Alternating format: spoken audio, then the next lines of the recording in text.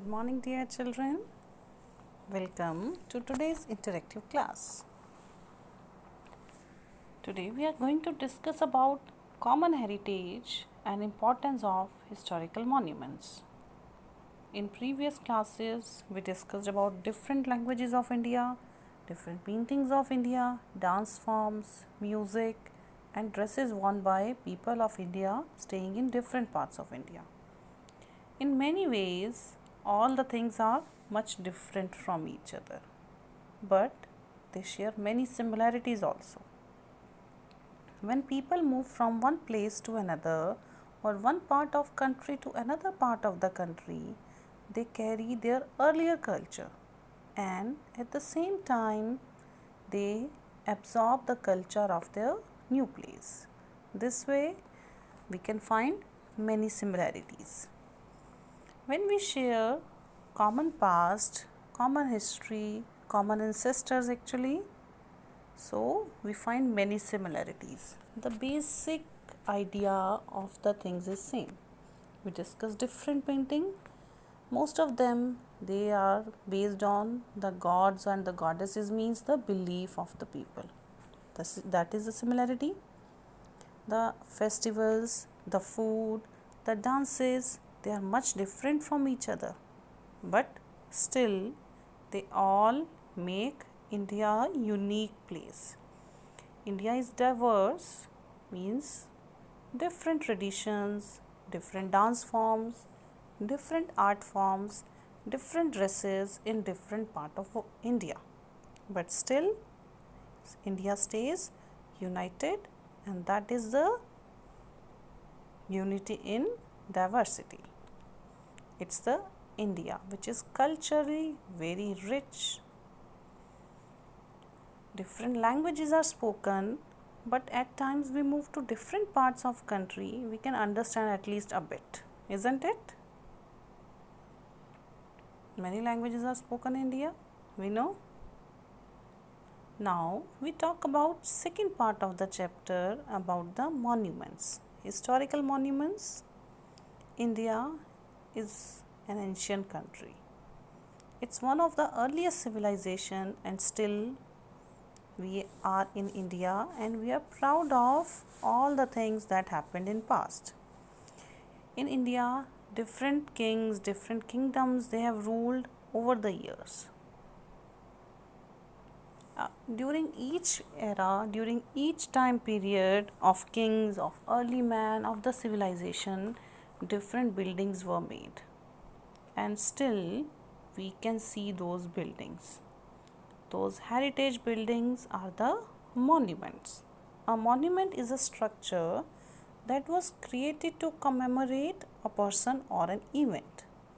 They are the cultural heritage and they hold artistic, historical, political, technical or architectural importance. The monuments or historical monuments could be different structures such as statues, war memorials, buildings, archaeological sites and all the cultural assets.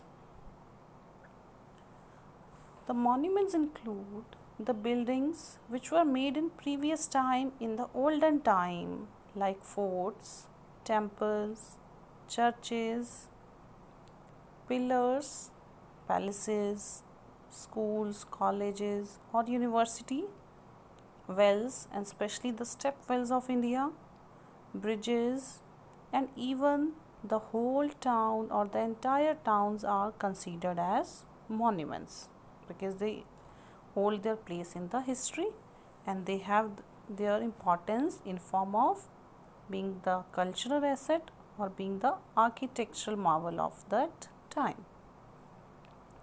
Even the remains of building of the old time, remains means we are saying the building collapsed and there was great damage to the building, there are only the remains, only few parts are left, still it is the monument. Caves means those which are having wall paintings. War memorials, all of them are historical monuments.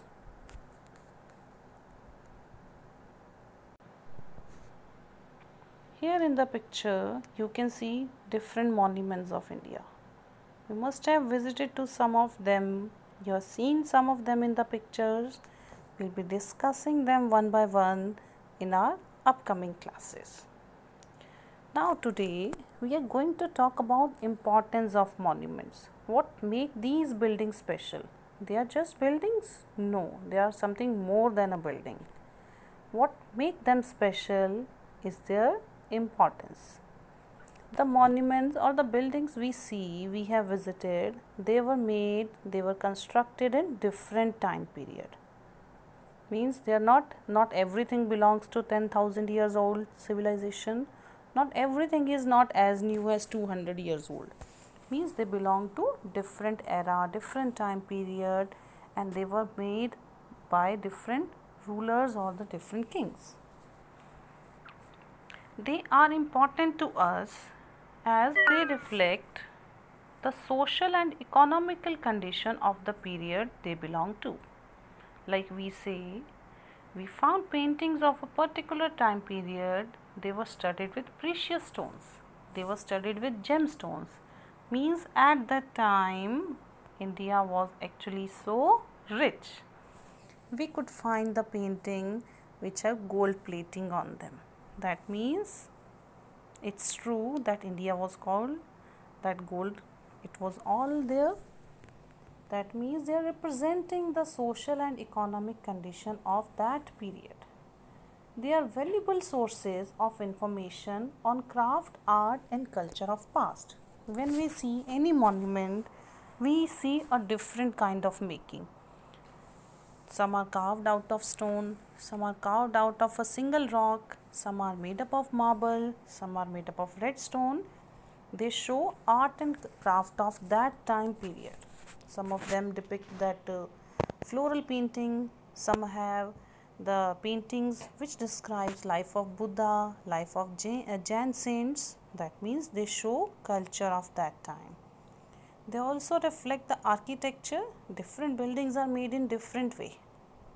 And this is splendid to see that at that time, if we talk about 200 years, 300 years, 1000 years back, at that time there was no electricity, no powerful machines like we have today to make building, but still the buildings made in that time, they are marvel, still they are marvel, architectural marvel for us. That means they show how advanced the architecture was, and we can learn about lifestyle of the people of that time by looking at the monument. Means each time period has different monument, and different monuments show different kind of architectural behavior, different kind of materials used for making them, different things are depicted in them. It shows the lifestyle of the people. So these monuments are very important for us. They are part of our heritage. They give us a clear picture of art and culture of our past, and we can actually tell how skilled the builders of that time period were. We can actually tell what kind of advanced materials and techniques they have used in construction, which are still not possible for us to do in this time period. And we can learn about the lifestyle. So that means they tell us about our glorious past. So we must respect them, we must take good care of them, and we must preserve them. About all these things we will discuss in our upcoming classes. One thing I would like to share, World Heritage Day is observed on 18th April all over the world to increase awareness on the importance of diversity of cultural heritage and preserving it for the generations ahead. We should preserve them so our coming generations can also see the glorious past. That's all for today. See you all tomorrow.